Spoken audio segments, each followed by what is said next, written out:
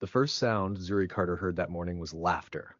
Not the soft kind, not polite amusement. It was sharp, public, cutting through the polished silence of conference room A like glass breaking under pressure. She stopped just inside the doorway. For half a second, no one noticed her, which was normal. That was how she survived in spaces like this, by becoming part of the background. Zuri adjusted the tray in her hands. Coffee cups balanced carefully, steam still rising in thin, delicate threads.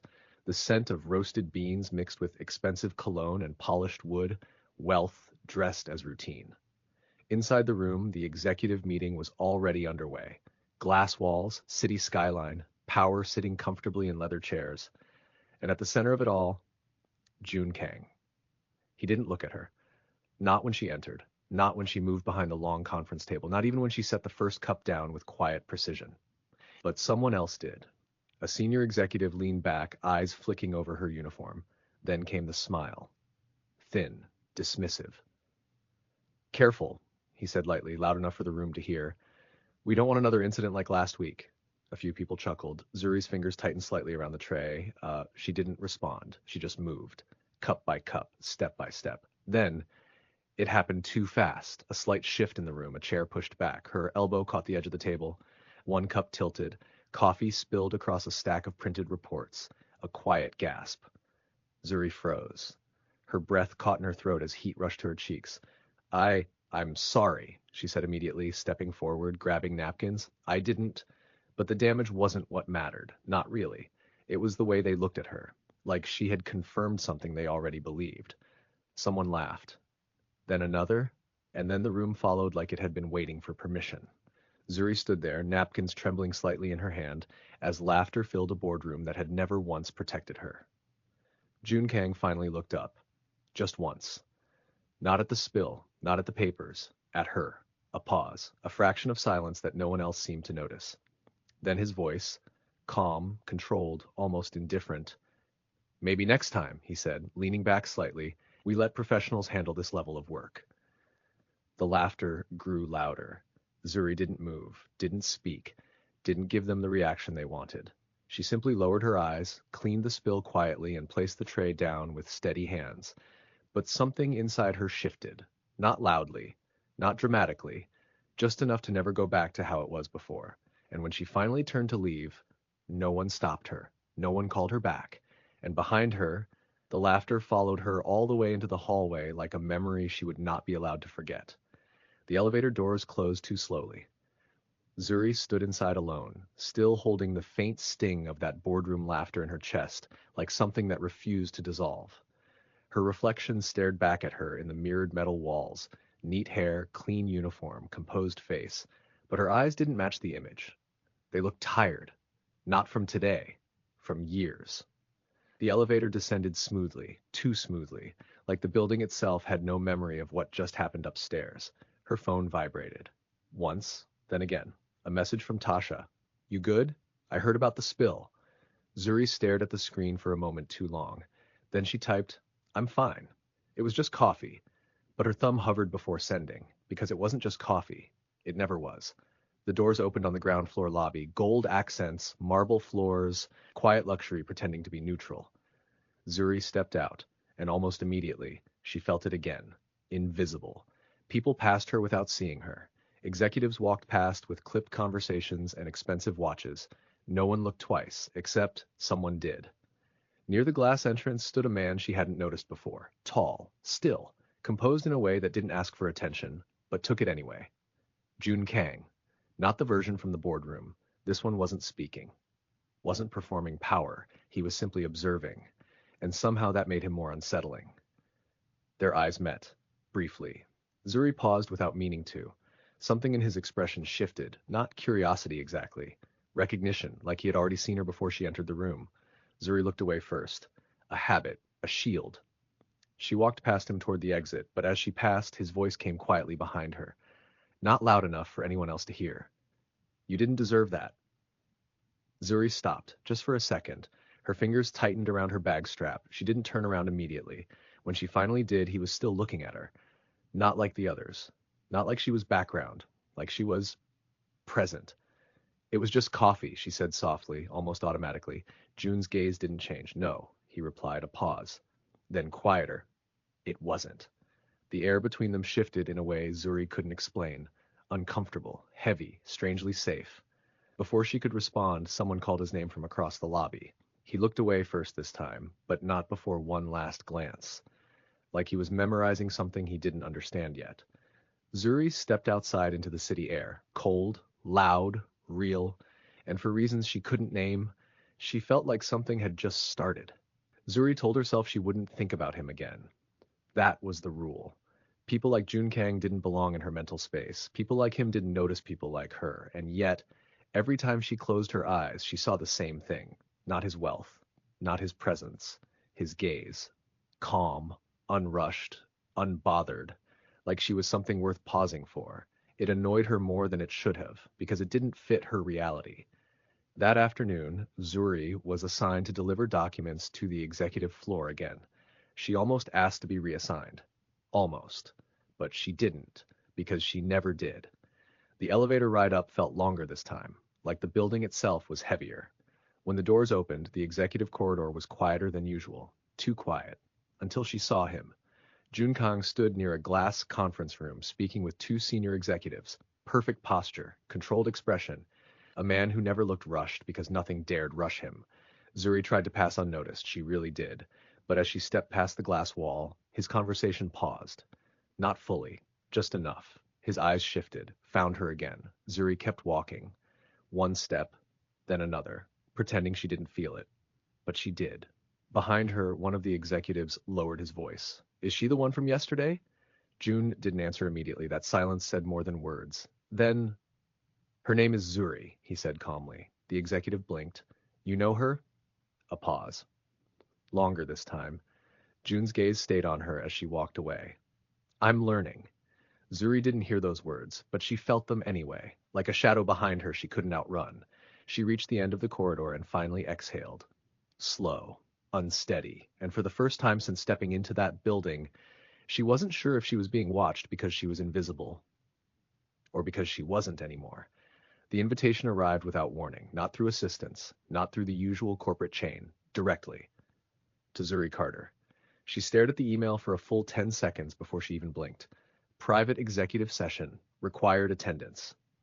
Her name was listed, not copied, not CC'd, specifically addressed. That alone felt wrong.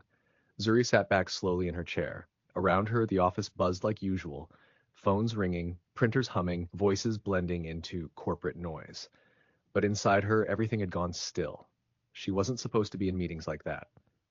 Not ever. The executive floor felt different that morning. Too clean, too quiet, like something important was about to happen, and everyone knew it, except her. Zuri adjusted her badge as she stepped out of the elevator.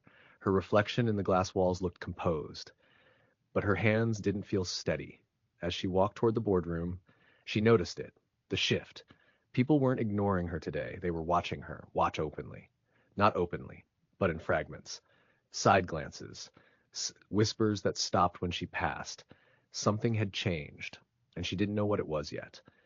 Inside the boardroom, the atmosphere was tense. Executives sat straighter than usual. Even Ethan Park looked different today. Less arrogant, more alert, like a man waiting for a verdict. Zuri took her place near the back, less unsure if she was even meant to sit. Then the doors opened. Silence followed instantly. Not the polite kind, the kind that bends a room. Joon Kang stepped in, no entourage, no theatrics, just presence. He didn't sit immediately, he looked around first, and then his eyes landed on her.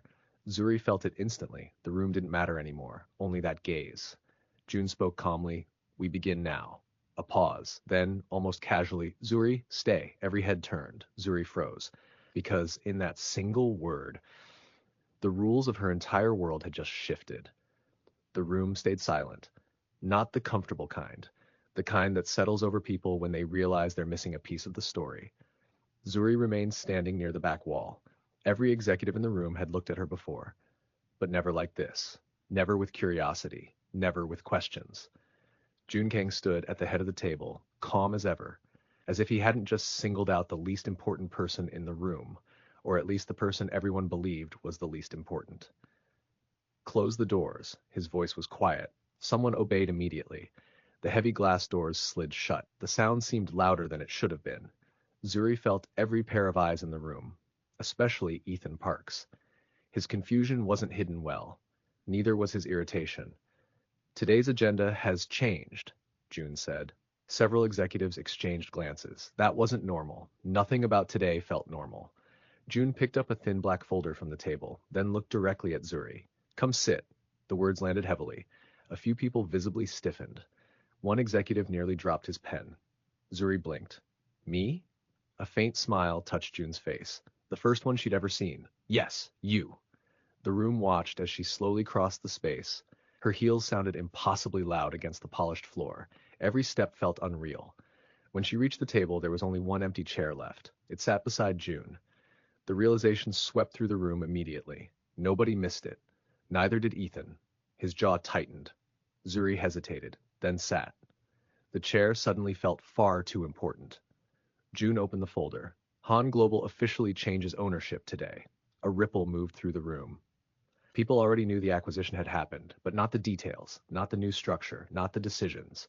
Joon turned a page, then another. Calm, unhurried, completely in control. Some positions will remain. Silence. Some will not. Several executives visibly tensed. Then Joon looked up. His gaze moved around the room before settling on one person. Ethan. Ethan. The atmosphere shifted instantly, because for the first time all morning, someone looked nervous. And as Joon closed the folder and leaned back slightly in his chair, Ethan's phone lit up with an incoming message. His eyes dropped to the screen. The color immediately drained from his face. The room hadn't seen the message, but whatever was written there changed everything.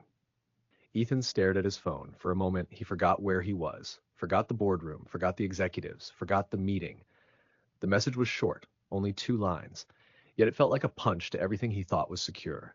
Position under review, await further notice. His grip tightened around the device. Slowly he looked up, directly at Joon. The billionaire's expression revealed nothing. No satisfaction, no anger, no warning, which somehow made it worse, because powerful people usually announce their intentions. Joon Kang didn't seem to need to. The meeting ended 30 minutes later. Executives filed out quietly. Conversations stayed hushed. People were thinking, calculating, trying to understand why Joon Kang had suddenly placed so much attention on Zuri Carter, and why Ethan Park looked like a man standing on unstable ground. Outside the boardroom, Zuri gathered her notes. She was almost alone when a voice stopped her. Wait, she turned. Ethan, his tie had loosened slightly. The confidence he usually carried wasn't gone, but it was cracked. What happened in there? He asked. Zuri frowned. I don't know what you mean. You sat beside him. His eyes searched her face. You've never even attended these meetings before. The accusation beneath the words was obvious. Zuri felt her shoulders stiffen. I was invited. Why? She didn't answer immediately, because she genuinely didn't know, and because she was tired. Tired of defending things she hadn't asked for. Tired of being questioned? Ethan asked quietly. The bitterness in his voice surprised even him. Zuri looked at him for a long moment, then nodded once. Yes. Nothing more. Just that. Then she walked away, leaving him standing alone in the corridor. That evening, rain fell across the city, the kind that turns skyscraper lights into blurred streaks of gold and silver. Zuri stepped out of the building, opening her umbrella. She expected an empty sidewalk. Instead, a black luxury sedan waited at the curb. Its headlights reflected across the wet pavement. The rear passenger door opened, not by a driver, by Joon Kang himself. Zuri stopped. Rain whispered against the umbrella above her.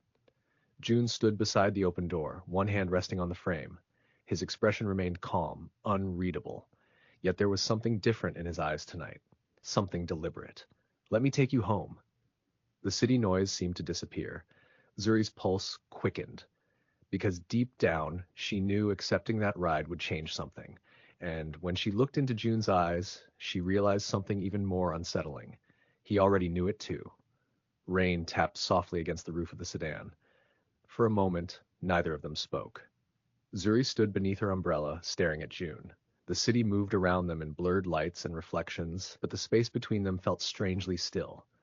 You don't have to, she said. Joon's hand remained on the open door. I know. His answer came easily, as if that wasn't the point. Zuri studied him carefully. Most powerful men she'd met expected gratitude, expected attention, expected people to bend toward them. June stood there as though her answer genuinely mattered. That alone made her nervous. After a long pause, she folded her umbrella. Okay. Something softened in his expression. Not a smile, something quieter. He stepped aside, allowing her to enter first. The ride through the city was calm. The interior smelled faintly of leather and cedar. Outside, rain streaked across the windows. Inside, silence settled comfortably between them. Not awkward, not forced, just unfamiliar. Zuri watched the city pass by. Can I ask you something? June turned slightly toward her. Of course. She hesitated, then asked the question that had been bothering her for days. Why me? The words hung in the air. June didn't answer immediately. He looked out the window for a moment, as though considering something carefully. Most people in that building tell me what they think I want to hear. Zuri frowned slightly. And I don't? A faint smile appeared. No. His gaze returned to hers. You look at me like I'm a person. The answer caught her off guard. A few minutes later, the car stopped outside her apartment building. Modest, well kept, nothing like the world June inhabited. He glanced toward the entrance, then back at her. You live here alone? Yes. Another silence, but this one felt different, more personal, more dangerous, not because of fear, because of awareness, the kind that arrives when two people begin noticing each other too much. Zuri reached for the door handle, then paused. Thank you for the ride. June nodded once. But before she stepped out, he said something unexpected. Zuri. She turned. His eyes held her steadily. Nobody defended you before, did they? The question hit harder than she expected, because it wasn't really a question. It was an observation, a truth. For a moment, she couldn't speak, and in that silence, June got his answer. The next morning, Zuri couldn't stop thinking about the question. Nobody defended you before, did they? It followed her into the elevator, into the office, into every quiet moment she tried to fill with work. Because the uncomfortable part wasn't that June had asked it, the uncomfortable part was that he was right. The executive floor felt different again. More eyes, more whispers, more curiosity. The rumor mill had clearly been working overtime. People stopped talking when she approached, then started again when she passed. Zuri ignored it, or at least tried to. Around noon, she was asked to assist at a corporate charity planning luncheon being held in the company's private events space. The room overlooked the city's skyline. Crystal glassware sparkled beneath soft afternoon light. Everything looked expensive, effortlessly expensive, the kind of luxury designed to make people feel important. Zuri moved quietly between tables, reviewing guest lists and event materials, until she heard a familiar voice. Well, there she is. She looked up. A woman stood near the center table, tall, elegant, perfectly styled, the kind of woman who knew exactly how much attention she attracted. Vivian Clark, a prominent socialite and one of Han Global's longtime brand ambassadors. Zuri had met her once. That had been enough. Vivian's smile appeared friendly. The words never were. I've been hearing your name everywhere lately. Several guests glanced over. Listening, watching, waiting. Zuri maintained her composure. Good afternoon, Vivian. The socialite tilted her head slightly. I suppose proximity to power changes things. The remark landed precisely where intended, not loud enough to create a scene, just sharp enough to leave a mark. The surrounding conversation faded. People pretended not to listen, while listening to everything. Then another voice entered the room, calm, measured, dangerously quiet. Or maybe people finally noticed her. The entire atmosphere shifted. Vivian turned first, then everyone else. Joon Kang stood near the entrance, one hand in his pocket, expression unreadable. Yet somehow the room instantly felt smaller. His gaze moved directly to Zuri. Not to Vivian, not to the executives, to Zuri. The silence that followed lasted only seconds, but it felt much longer. Because for the first time, someone with real power had publicly chosen a side, and everyone in the room knew it. As the luncheon continued, whispers spread faster than before. Questions multiplied. Speculation intensified. Even Vivian looked unsettled. For the first time all afternoon, she seemed unsure of herself. And as Zuri reviewed the final event documents, her phone vibrated. A new message. Unknown number. She opened it. Her heartbeat immediately slowed, then quickened again, because attached to the message was a photograph, an old photograph, one she hadn't seen in years, a picture of her late mother, and beneath it only 4 words, ask June about her. Zuri stared at the photograph long after everyone else had left the luncheon. Her mother smiled back at her from another time. Another life, a life before loss, before struggle, before she learned how easily people could overlook someone. The message remained open on her screen. Ask June about her. No name, no explanation, nothing else. Just enough to make her pulse unsteady. That evening, the executive floor was nearly empty. Most employees had already gone home. The city outside glowed beneath a blanket of twilight. Office lights reflected against the glass walls like scattered stars. Zuri stood outside June's office. Her hand hovered near the door. Then she knocked. "Come in." His voice was calm as always. She entered. June looked up from a document. The moment he saw her expression, his attention sharpened. "What happened?" Zuri stepped forward and placed her phone on his desk. The photograph filled the screen. For the first time since she'd met him, June froze. Not visibly, not dramatically, just enough, just long enough to confirm everything. "You know this picture." It wasn't a question. His gaze remained on the screen. Then he slowly leaned back. A long silence filled the office. Neither of them rushed it. Finally, he nodded. "Yes." Zuri's heart tightened. "How?" June looked toward the city beyond the glass windows, as though searching for the right place to begin. "Your mother knew me before any of this." He gestured lightly toward the skyline, toward the empire he now controlled, toward the life everyone envied. "I wasn't the man people know now." The office suddenly felt smaller, more personal, less like a workplace, more like a room holding old truths. June opened a drawer, carefully removed a worn envelope. The edges showed age, years of being kept, protected, remembered. He handed it to her. Zuri unfolded the paper inside. The handwriting stopped her breath. She knew it instantly. Her mother's. Tears gathered before she could stop them. Only one sentence was written. "Success means nothing if you forget kindness." The room fell silent. June's voice was quieter when he spoke again. "She gave me that when I was 24. Zuri looked up slowly. June met her eyes, and for the first time there was no distance between billionaire and employee, only two people connected by someone they had both loved. Then he said something that changed everything. "I spent years trying to find you." Zuri blinked. "What?" June held her gaze. "Because your mother asked me to." And before Zuri could process what that meant, the office door suddenly opened. Both of them turned. Ethan stood in the doorway, his face pale, his expression strained, as if he had just learned something he was never supposed to know. And the first thing he said was, "June, they found the original documents." The room went completely still. Ethan stood in the doorway, breathing harder than usual. For a man who always seemed composed, he looked shaken. June rose from his chair. "What documents?" Ethan swallowed. "The original acquisition records." His eyes briefly moved toward Zuri before returning to June. "The ones that were sealed." A long silence followed. Then something unexpected happened. June smiled, not because he was surprised, because he wasn't. "You found them." Ethan nodded. "They prove everything." Zuri looked between them, confused. "What am I missing?"